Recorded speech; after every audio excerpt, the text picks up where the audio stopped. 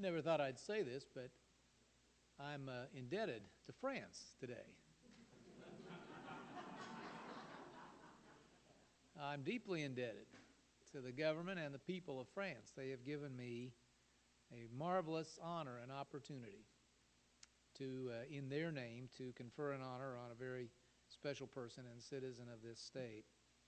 And so I appreciate very much Consul General Mande Boissiere, who was unable to be here, who was called away on government business, or would otherwise be making this presentation here, but personally himself.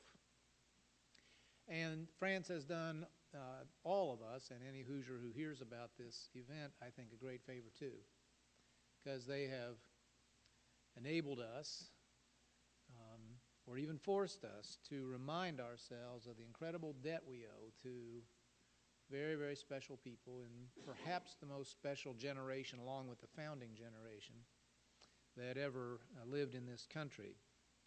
And to remind us to thank them and learn from them while they are with us, which mercifully and happily many of them still are.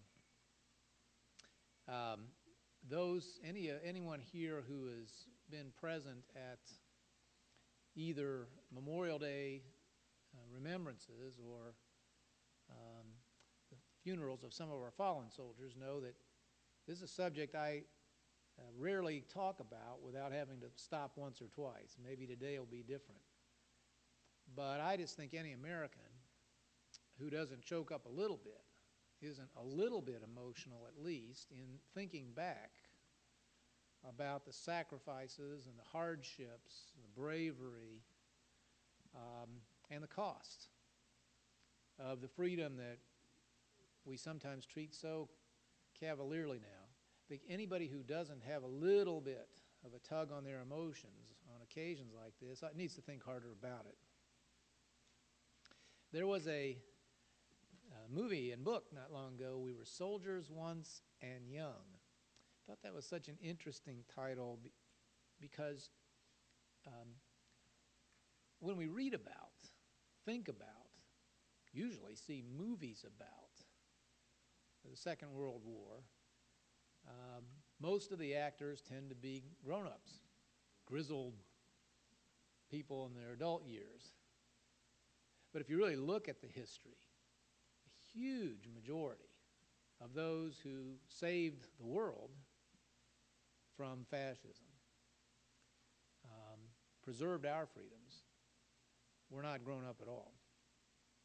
General George Marshall, who was, of course, the legendary Chief of Staff and later Secretary of State, but the Chairman of the Joint Chiefs during the war, once said, "We won the war with a secret weapon, the best damn kids in the world." Charles Kemp was one of those kids. He was 19 years old, if I read the bio right, when he went to basic training. He might have been 20, not clear. It was either 19 or 20 when he landed on Utah Beach. And he was not yet old enough to vote or drink, I guess, at that time. Drink. Yeah. Legally, Charles, legally. When, as a member of the George Patton's legendary Third Army, he was among the first dispatched to the rescue of Bastogne and the salient in the Ardennes forest in what became known as the Battle of the Bulge, really the last great battle, and the one that ensured the death of Hitler and his tyranny. I've been visiting with Charles, and as I've had this experience before with other great men of his era, he's as humble about what he did as he could be. And what is so remarkable about him and people like him is how unremarkable they find their own achievements. And in a way, that's right, because what he did was done by literally millions. Not all with quite the degree of heroism that he displayed, but all were willing to undertake the same risks, and of course many were left behind because of the risks that they took. He married Margie in the year after his discharge. I learned a little about this a few minutes ago. This was pretty interesting. He said she kept me waiting a year. And Margie said, yeah, well, he came home fresh from bossing all these people around. I wanted him to understand it wasn't going to be like that in our house.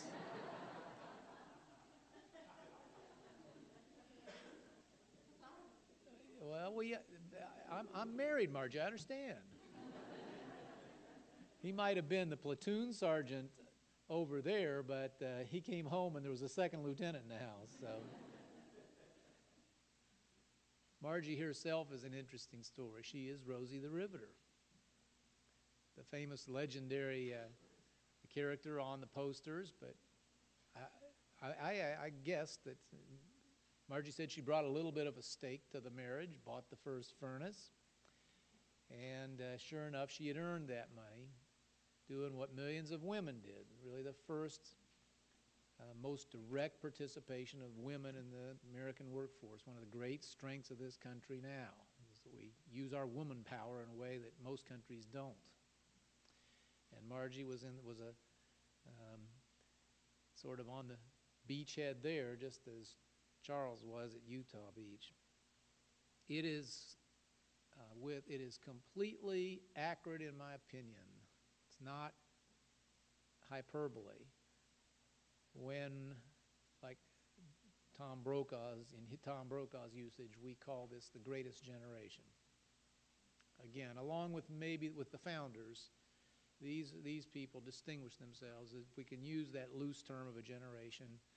No age cohort, other maybe than the founders, ever did more for America. They lived through and surmounted the Depression, won the Second World War, and were the leadership of this country when the Cold War was won.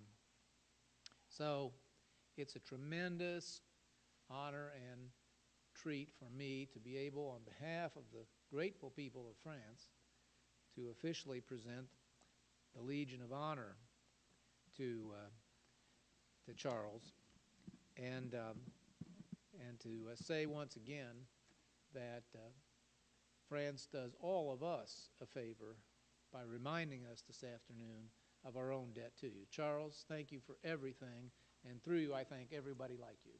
Thank you, sir. There you go. Thank you. You want to say a word or two?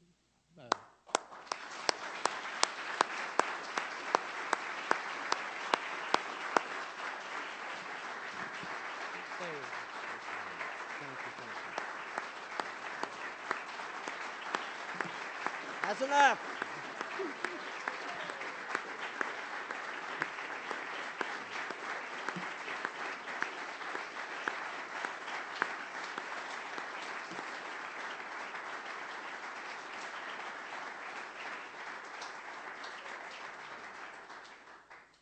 Thank you.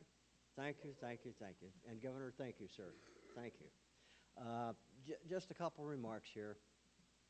Well, number one, every one of you is invited across the street to Cafe Patachu, where they will serve you cake and a drink or whatever you might want. Well, you just go over there and have it, and I'll look for you over there. I'd like to mention two, Scott and John, who was at the house this morning. What a wonderful story it was in the paper this morning. I'm looking for the same thing this evening on television. I am truly humbled. I truly am.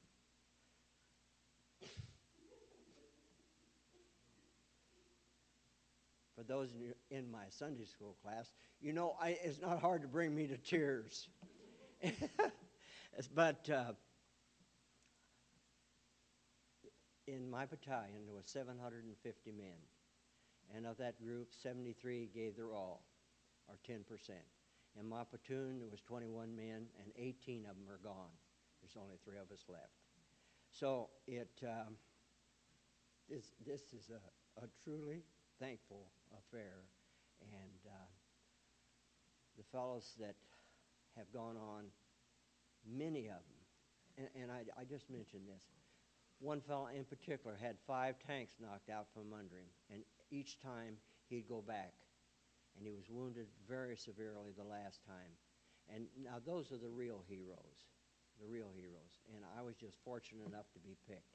And on the lighter side, somebody asked me, well, how did this come about? And I said, well, in Paris, they have this big map of the United States, and they have all these soldiers' names on the map, and every Monday morning they throw darts.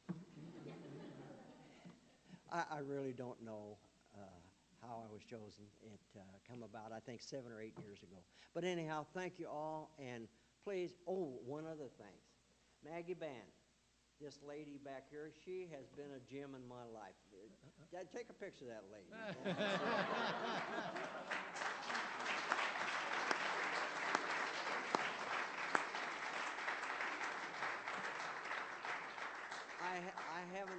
I haven't asked for one earthly thing that she said, I'll do it, I'll take care of it, and she has. So thank you very much, Maggie Band. And with that, I say thank you, sir. Congratulations, Charles. Thank you very, Thank very much. you.